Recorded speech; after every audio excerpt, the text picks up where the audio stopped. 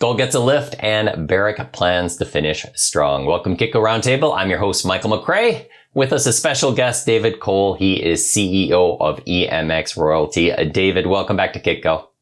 Always my pleasure, Mike. Great to see you. Introduce the people to EMX Royalty, David. What are you focused on? You know, we love royalties and we accumulate them around the world. We do that through a process called royalty generation, as well as buying royalties. Occasionally, we make a strategic investment, and we've handsomely built a portfolio that touches 5 million acres of mineral rights around the world, focusing on gold and copper. Let's turn to macro. Growing chaos in the Middle East continues to fuel safe haven demand as gold rallies 2% into the weekend. The metal made a $50 move and is now trading at the 1920 level. At the same time, the U.S. announced tightened sanctions against Russia crude exports, pushing oil up 4% on Friday.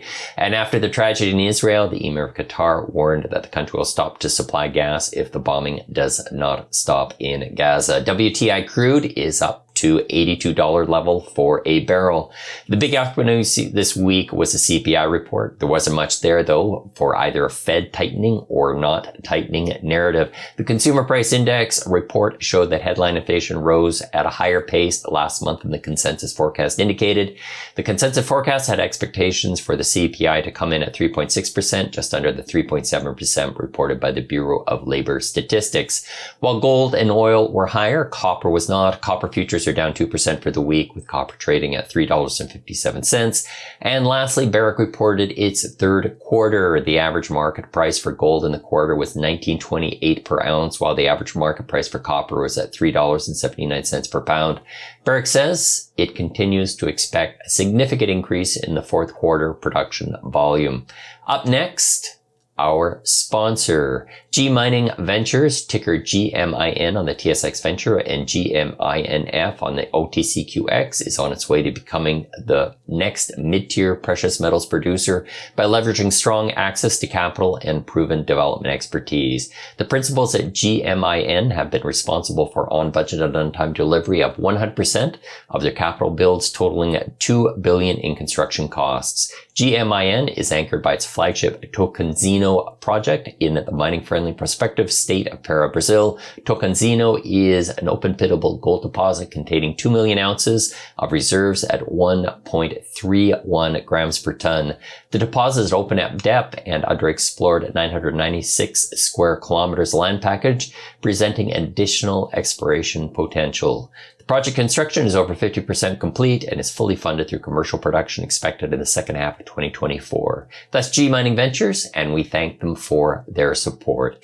Now, David, you said at the top that you love royalties, and I think that kind of gets into the investment that you had with Franco-Nevada. Maybe you could talk a little bit more about your focus on royalties. You know, I have so much respect for the professionals of Franco-Nevada. They've built a phenomenal industry and a sector within the mining business that is to be envied by others, have stylized the growth of EMX Royalty Corporation somewhat after the experiences that I've shared with them when I worked with them at Newmont Mining Corporation. Delighted to have them as shareholders and delighted to move forward with a joint venture where we are specifically looking for early stage royalty financing opportunities, specifically trying to take advantage of the fact that the capital markets are hard on explorers right now, many of whom have prospective mineral rights that we would like to have exposure to, like to be able to give them some money so they can advance those properties in exchange for small royalty positions. Now, it is really a down market right now for that. But do you, when you're on the royalty and streaming side, do you see more business? How does that work? You know, we see a constant deal flow coming towards us, and certainly the big move in the bond markets has increased the cost of capital. That has put people in a situation where they're willing to look at other opportunities, such as royalty financing. I believe that this it's been a little bit slow to actually see it come to fruition, but I believe it has to increase the potential internal rate of return of royalty financing opportunities in this market. Now, in early September, you cleared up some issues around Timok. Can you bring us up to date? Well, that was very important to EMX Royalty Corporation. One of the most valuable transactions we've ever done in history is purchase of the royalty over the Timok deposit. That augmented royalties that we grew organically in the Timok magmatic district, which is Europe's largest historic copper and gold producing region. The deposit that has been advanced into production by Xinjiang is one of the largest copper gold deposits brought into production recently. We have a royalty over that. That royalty was subject to a dilution clause. That dilution clause was subject to different interpretations between Xinjiang and ourselves. Delighted that we have completed that negotiation and the money's in the bank, and we will continue to receive royalty checks on this world-class generational copper gold asset. Now, when I've talked to you in the past, you said that you're metal agnostic. But is there anything you're paying attention to within your portfolio mix, either in the stage of development, metal exposure, geography mix? I was looking at your slide deck, and you said the asset mix is about 56% gold, 22% copper. Cash inflows are about a third each from both of those metals. Yeah, I do expect the copper side of that equation to continue to increase with our exposure to Caserones, now operated by Lundin Mining Corporation, and of course Timok. Those are two generational copper assets with very long mine lives within our portfolio. Generally speaking, we love the metals across the periodic table and happy to be exposed to them all. But if you ask me what my favorites are, I'd say that copper is the most strategic and gold is the most precious. You started your career in Newmont, so you must be paying attention to the acquisition. Looks like the Newcrest deal is getting done.